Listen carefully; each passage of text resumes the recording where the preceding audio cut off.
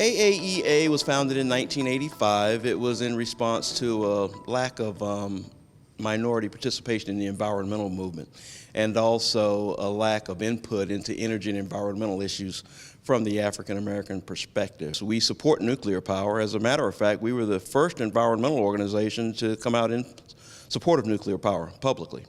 And we saw that the first domino was Indian Point, that if Indian Point failed somehow, that could lead to the closure of other nuclear power plants. That's why we got involved in supporting Indian Point back in about 2001 as the first environmental group to support nuclear power. Well, the problem is environmental injustice. The system tends to tilt towards the path of least resistance, and in many cases, that's the African American community. Some assign about environmental racism, or that's the environmental justice issue to this very issue.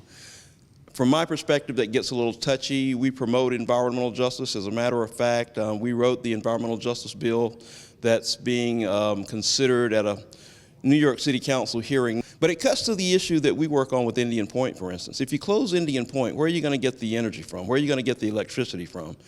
They're going to ramp up the electricity at the power plants in those minority communities in New York City.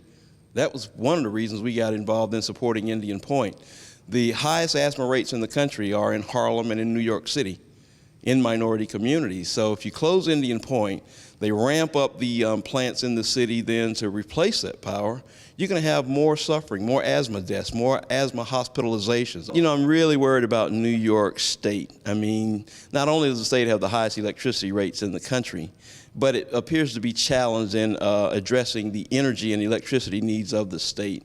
Ultimately, people are going to suffer. They're going to suffer rate. They're going to suffer environmental and health effects. And so our decision makers should really put their thinking caps on.